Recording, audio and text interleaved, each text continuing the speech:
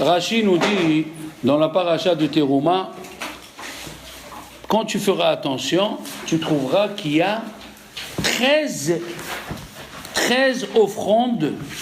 Il dit Yud Gimel Devarim Amurim.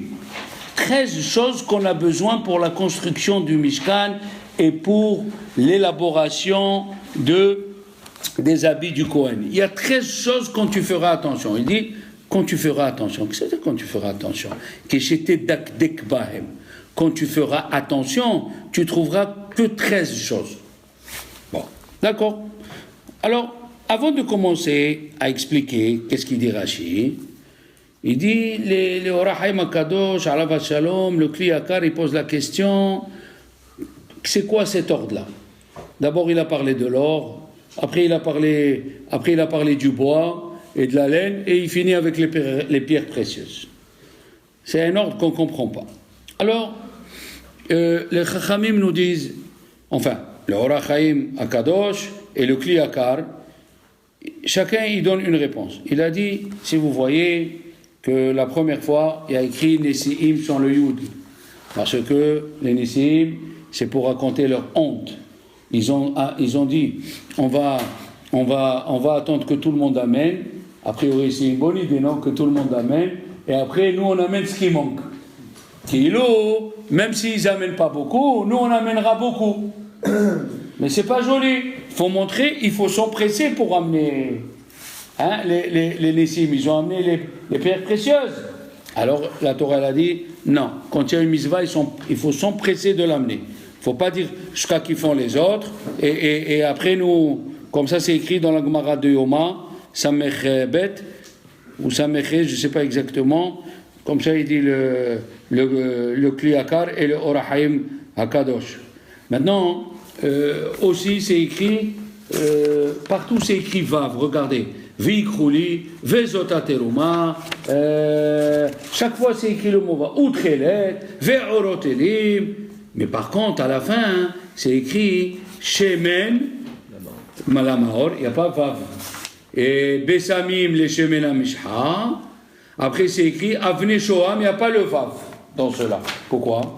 Parce qu'il dit, le Or HaChaim HaKadosh, il dit ces trois choses-là, c'est Dieu qui les a amenées. Il n'y avait pas dans le désert les pierres précieuses. Il n'y avait pas l'huile. Avne Milouim, c'est ça, exactement. D'accord? D'accord? Donc, on nous a fait cet ordre-là pour nous dire cela. Mais, si on reprend Rashi.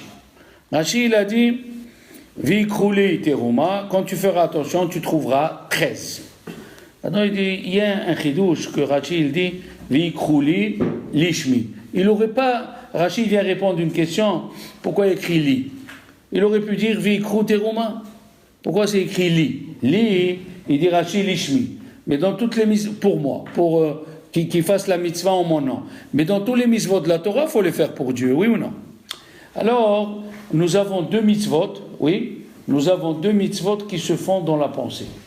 Ça veut dire, l'action, la pensée agit sur l'action. T'as compris? Je vais vous donner un exemple. Par exemple, si un monsieur il est dans son champ et il voit le blé qu'il a ramassé et dans sa tête il dit le côté sud, tout ce côté sud de 2 mètres sur 2 mètres sera Teruma. Eh bien c'est Teruma. Avec sa tête ça suffit. Le Kohen aussi, quand il fait un sacrifice d'un juif et il pense qu'il va le manger au dehors du temps ou au dehors de sa place, juste en le pensant, il le rend impropre. Donc il y a des choses, ces deux choses-là. Avec la pensée, ça suffit comme si tu as fait une action.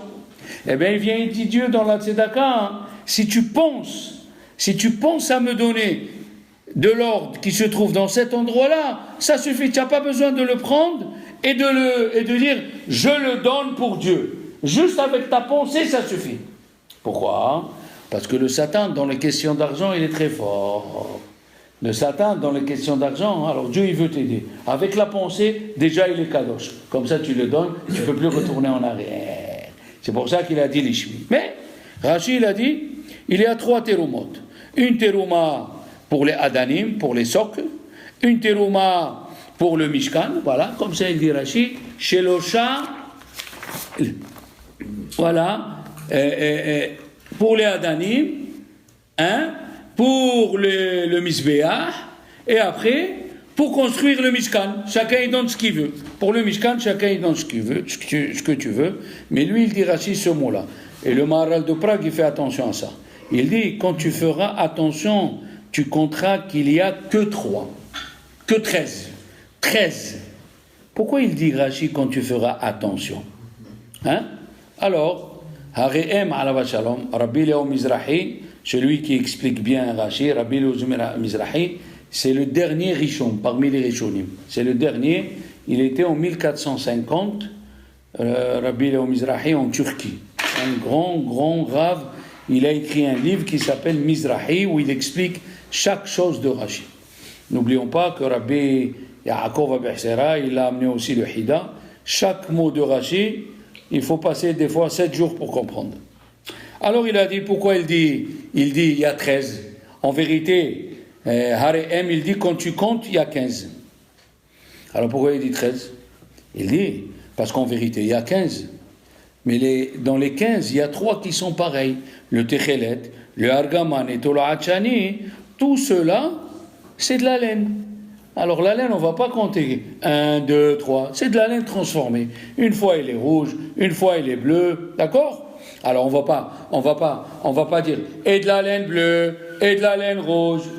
Alors c'est pour ça Rachid a dit, le Réhem il explique, que j'étais dakdek. Quand tu feras attention, tu trouveras qu'il y a que 13. D'accord? Les 3 thérapeutes Rachid. Ah ben Rachid, Machatzita shekel pour les Adanim, Machatzita shekel pour le Mizbeah, et après pour la construction du Mishkan, tu fais ce que tu veux. D'accord? Alors, le Shach à la Torah, il dit, pourquoi 13? Lui, il fait un autre compte. Lui, il dit, on lève les 3 derniers, pas la laine. On lève Shemen la Maor, Besamim, les Shemen la Mishha, de 15, ils deviennent 13. Pourquoi? Parce que ces 2 choses-là, les Juifs n'ont pas amené. Et ce qui est extraordinaire, ça répond à la question. Pourquoi c'est écrit Vikrouli? Ils prendront moi. Ma terouma à moi. Même Dieu, il a amené une terouma. Extraordinaire. Vikrouli. Ils prendront pour moi. Moi aussi, j'ai donné une terouma pour le Mishkan. Avne Shoham, Avne Minoï, mais Shemen la mort. D'accord? Donc, en vérité, il y a 15. Mais le Réhem, il a dit, c'est Rachid dit 13, et il explique le Réhem parce qu'il faut enlever la laine, 2. Il y a une fois laine. Et le Shach à la Torah, Rabbi Mordechai Cohen, qui était Talmid de Harizal, d'accord? Maintenant, le Midrash, il dit, pourquoi c'est écrit Vikrouli? Dans le Midrash Tanchuma, c'est dit, Rabbi Simon, il dit, ne pensez pas que vous me faites à moi du bien en me donnant. Parce que vous, à la sortie d'Égypte, le Midrash, il ramène là-bas, je vous ai donné 13 cadeaux. On est sorti avec de l'honneur, on est sorti avec une couronne sur la tête, on est sorti avec 13 attributs de majesté. Comme ça, il dit le Midrash Tanhuma. Alors, comme je vous ai donné 13 attributs de majesté, vous me donnez aussi le mot 13. 13 cadeaux. D'accord? Maintenant, nous allons voir qu'il y a des chachamim qui disent pourquoi Dieu il a commencé avec l'or. Normalement, il faut commencer par les choses qui peuvent amener les pauvres, hein? Du bois, du cuivre, de l'argent, de l'or, des pierres précieuses. Pas de suite tu commences avec l'or. Ils ont dit chachamim, parce qu'on avait un kitroug. Sachez qu'est-ce que c'est un kitroug? Une accusation. Quand on a une accusation, et c'est un discours entier, quand on a une accusation dans le ciel, il faut vite réparer. Il a dit, Dieu, vous avez pris de l'or que je vous ai donné. Je vous ai donné de l'or pour construire, vous avez fait le Hegel. Eh bien, maintenant je vous demande vite de l'or pour construire le Mishkan. Hein? C'est comme quelqu'un, il a pris de l'argent pour aller dans une fête, oui, pour aller dans un bar où il y a de la Avera dedans. Et maintenant il veut faire tchouva, il doit prendre la même somme et la donner à la synagogue. Quoi? L'otehe, la Gemara elle a dit, l'otehe shifha kapundakit, l'otehe kahenet, excusez-moi, l'otehe kahenet kapundakit. Quoi, tu vas faire du respect à l'aubergiste comme tu fais à la kahenet. À la kahenet, il faut faire plus. Oui ou non? La même chose, un monsieur, c'est ça, il ne faut pas qu'il y ait une accusation, il faut éviter une accusation. Par exemple, quelqu'un, il est invité chez le président, comment il fait? Il s'habille en costume. Et quand tu viens à la synagogue Shabbat, tu viens en jean. Alors, il faut faire très attention, qu'il n'y ait pas une accusation sur toi, que pour tes avérotes, tu as l'argent, tu fais une partie de carte et tu laisses 200 €, et quand il vient un pauvre te demander, j'ai pas de quoi manger, tu lui donnes 10 €. Attention à l'accusation, qu'il n'y ait pas d'accusation dans le ciel. Il faut faire attention. Et même c'est écrit dans le prophète, tu amènes un cadeau au maire de la ville, au pacha de la ville. Est-ce que tu lui amènes un agneau aveugle? Est-ce que tu lui amènes un agneau borgne? Tu lui amènes un agneau estropié, sans pattes? Comment tu veux amener le même cadeau à Dieu? C'est ce qu'il a fait, c'est ce qui a causé la dispute entre Hevel et Caïn. Dieu, il a accepté Hevel et pas Caïn. Pourquoi? Parce qu'Hevel, il a amené un agneau, il a fait kavod à Dieu, et l'autre, il a amené du lin. Attention qu'il n'y ait pas l'accusation. Bon, Rabbeinu Bechaye, il dit, dans la terouma, tu n'enlèves rien. Tu laisses 15, comme c'est écrit, 15. Tu n'enlèves rien du tout. D'accord? Le Kliyakar, pourquoi? Le Kliyakar, ici, il dit, c'est quoi le Mishkan? Quel était le but du Mishkan? La Gemara, elle dit que c'est l'association du ciel et de la terre. On dit bien tous dans Shir HaShirim, on va le lire ce soir, Kemigdal David Tzavarech. Notre cou, le Mishkan, ressemble au cou. Le cou de la personne. D'accord? Il a dit, la tête est reliée par le cou au corps. Oui? La tête, c'est Akadosh Baruch Hu, et le corps, c'est les Bnei Israël. Rabbi Tzadok HaKohen lui dit autre chose. Rabbi Tzadok HaKohen, il dit que Migdal David Tzavarech, qu'est-ce que ça veut dire? Qu'est-ce qu'il y a dans le cou, les enfants? Il y a la trachée artère et l'œsophage. La trachée artère, c'est quoi? C'est pour respirer, et l'œsophage, c'est pour manger. Eh bien, au Beth Amikdash, on allait pour prier et pour avoir la parnassa, et on sacrifiait le misbéah. C'était pour le manger, avoir korban shelamim et tout ça, et l'intérieur, dans le Saint des Saints, c'était pour prier. Donc, le Kemigdal David Tzavarech, le Mishkan, il reliait le ciel et la terre. La synagogue relie le ciel et la terre. Le Beth Midrash relie le ciel et la terre. Maintenant, la Gemara dans Menachot, elle dit, Darash Rabbi Yehuda. Il a dit, Rabbi Yehuda, il a fait une dracha. Comment Akadosh Baruch Hu il a créé, avec quelle lettre Akadosh Baruch Hu il a créé le monde futur et ce monde-là?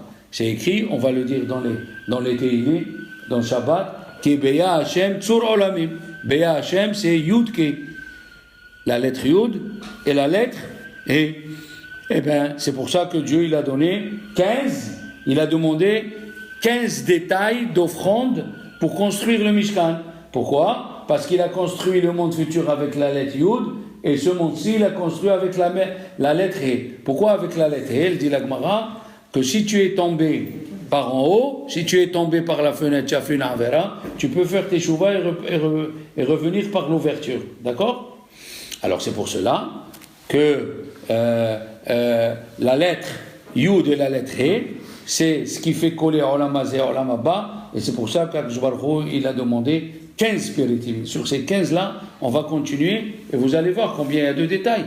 Rabbeinu Bechaye dit, les enfants, il y a 15 générations de Abraham, Avinu, jusqu'à David Amelech, jusqu'à la construction. Alors c'est pour ça que Dieu il a fait exprès de demander 15 détails. Vous écrivez pas, les enfants. 15 détails depuis que Dieu il a dit à Abraham, je vais faire un Beth Amikdash, je veux venir sur terre et que ma maison elle soit comme votre maison. Maintenant,